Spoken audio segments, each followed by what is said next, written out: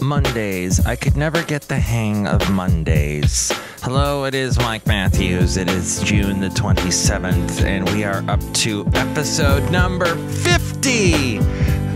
I'm 50 of Mike's daily podcast. So it's making me so happy I have to sing. So I'm having one of those days where one click on my computer takes a million days. Mike's daily podcast. Yes, I just rhymed one word with the previous, but this morning I'm not so mischievous. Mike's daily podcast. And I got wrapped up running a bunch of err-ands, so I missed the Pride Parade and their marching bands. Next year I'll leave extra early and find a rainbow t-shirt for Mio. Wait, the only rainbow t-shirt I have is the band with Ronnie James Dio. Dang it. Actually, no, wait. I only have a Boston t-shirt. My wife confiscated that. Mike's Daily Podcast. Oh, it looks like my computer is moving a little faster, so I don't have to grab a hammer and destroy the little bastard. Mike's Daily Bam Podcast. Smashed. Yeah! So, yes, I did not make it to Pride yesterday, to the Pride Parade. I will be going to the city, though, today, so maybe I'll be walking around and see a little bit of confetti on the ground, and it'll almost be like I was there yesterday. Sadly, I missed it. Oh, well, next year. There's always next year. Or there's other cities that have Pride Parades. Maybe I could check that out. But yes, the San Francisco one is definitely supposed to be the best. So we are here today at the last place on Earth, and look who's walking in. Hello there, Matt. This is Valentino, the parking attendant there. And this is Bison Bentley. Do you know that? Yes, I know that. And I can recognize you with your facial features and everything like that. Matt.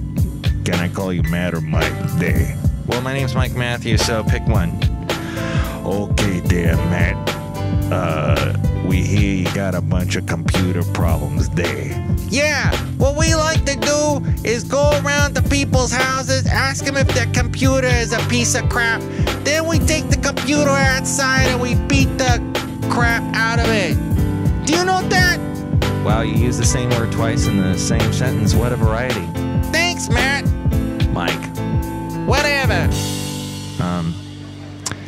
And then what do you do with the pieces of the computer then that you've nicely pulverized? Well, what we do is we take the pieces and we sell them. Oh, sort of like you're kind of like reclaiming. You're sort of doing the pollution-free way of dismantling computers and not filling up the landfill with the mercury and all that sort of thing. Yeah, whatever. We make some money from it. Yeah, we're rich. Do you know that? And how are things in the parking lot? Pretty good. We like hanging out there. Sometimes there's some cars we do the same dismantling to. Wait, did I just say that on your podcast? Erase all that and hello, what a beautiful day. I wish I had a rainbow t-shirt too. Okay, interesting. And then also coming in right now, look who it is. Hello, Matthew. This is Madame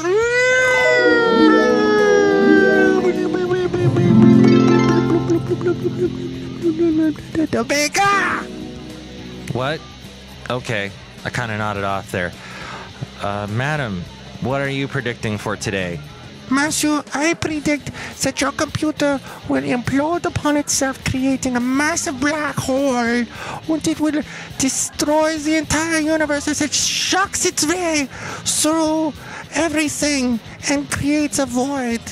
Oh, okay. Sort of similar to what I watched on television last night. There was a void. Actually, no, I finished up watching Scott Pilgrim. Wow. That had a lot of edits and a lot of words, and it moved quickly. And then Jason Schwartzman pops up, and you're like, what? And it has a good ending. But really, Michael Cera, could he be a little bit more not manly? Matthew, I don't know what you're talking about. Yeah. Sometimes I thought I was looking at a girl. Oh. Yeah. Okay, so sometimes this guy was like a girl. Yeah. That's very strange. I know. Very, very, very What are you trying to say? News random. So summer's here, and that means fair season. Maybe a fair is approaching where you are. I used to have to be at the Ventura County Fair every year because for 11 years I was with a country station, and nothing says country like a fair, so we had to be there. I had to be there every single day. Not for very long. Sometimes it was, well, actually sometimes it was maybe 6 hours, but usually it was only about 2 to 3 hours. I guess I made it harder on myself because, well, parking at the fair is always a treat. It's always a nightmare. So what I would do is, since I lived kind of near downtown Ventura, and the fair was near downtown Ventura, I would walk there, and it'd be about a 2-mile walk. And I'd get my exercise, and I would do that every day. And of course, I would offset that wonderful exercise by eating funnel cakes and other dough and oil infused foods. But speaking of foods at the fair, we have the Alameda Fair now, where I live here in Castro Valley, the Alameda County Fair. And what kind of food do they have? I recently found this article that actually just came out today on the Castro Valley Patch.com website. And they talk about the foods that they have at the Alameda County Fair. Okay, here's some of the foods. Imagine this. Python on a stick. Yes, that's actually snake on a stick. Snake meat. It supposedly tastes like calamari. That sounds very like if you were with PETA. If you are with PETA, you might have a problem with that. So I don't know how that flies here in the Bay Area, but there's also fried jelly beans. Of course, you can fry anything, and that makes something deliciously fattening for you at the fair.